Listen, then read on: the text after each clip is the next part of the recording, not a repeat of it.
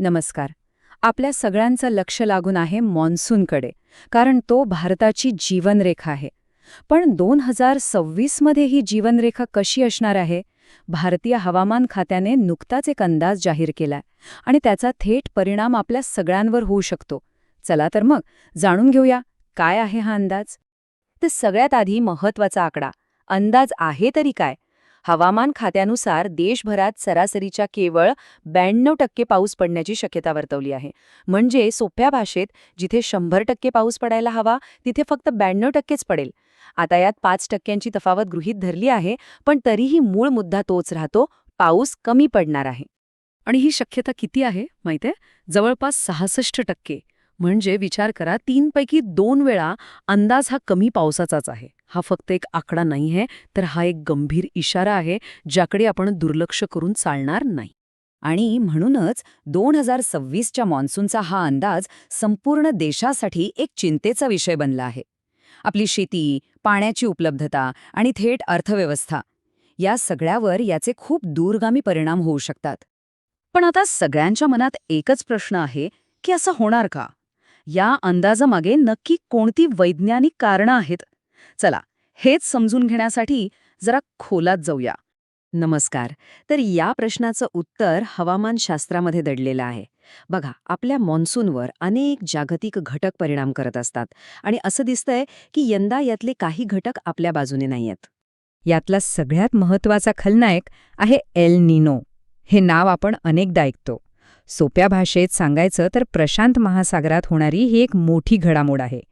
जेव्हा तिथल्या समुद्राचं पाणी अस्वाभाविकपणे गरम होतं, तेव्हा ते जगभरातल्या हवामानाचं गणितच बिघडवून टाकतं आणि त्याचा थेट फटका आपल्या मॉन्सूनच्या ताकदीला बसतो. तज्ज्ञांचं म्हणणं आहे की यंदा हा एल निनो सक्रिय होण्याची दाट शक्यता आहे. आता दुसरा एक घटक आहे, तो म्हणजे इंडियन ओशन डायपोल किंवा आयओडी. याला आपण हिंदी महासागराचा एल निनो म्हणू शकतो. जेव्हा पॉझिटिव्ह आयओडी असतो, तेव्हा तो एल निनोचा प्रभाव काहीसा कमी करायला मदत करतो. पण तो पावसाचं वितरण बदलतो. म्हणजे काही भागांत जास्त तर काही भागांत कमी पाऊस. आणि ही स्थिती मॉन्सूनच्या दुसऱ्या टप्प्यात म्हणजे उत्तरार्धात तयार होण्याची शक्यता आहे. पण ही सगळी झाली वैज्ञानिक कारणं. याच्या पलीकडे जाऊन याचा आपल्या रोजच्या जीवनावर आणि देशाच्या अर्थव्यवस्थेवर काय परिणाम होईल हे समजून घेणं जास्त महत्त्वाचं आहे. कारण आजही आपली अर्थव्यवस्था बऱ्याच अंशी मॉन्सूनवरच अवलंबून आहे.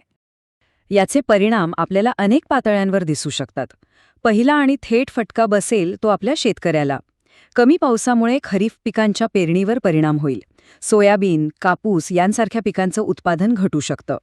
दुसरीकडे आपल्या धरणांमधला पाणीसाठा कमी होईल, ज्यामुळे शहरांनाही पाणी टंचाईला सामोरं जावं लागू शकतं. याचा सरळ परिणाम ग्रामीण अर्थव्यवस्थेवर आणि वाढत्या महागाईवर होईल.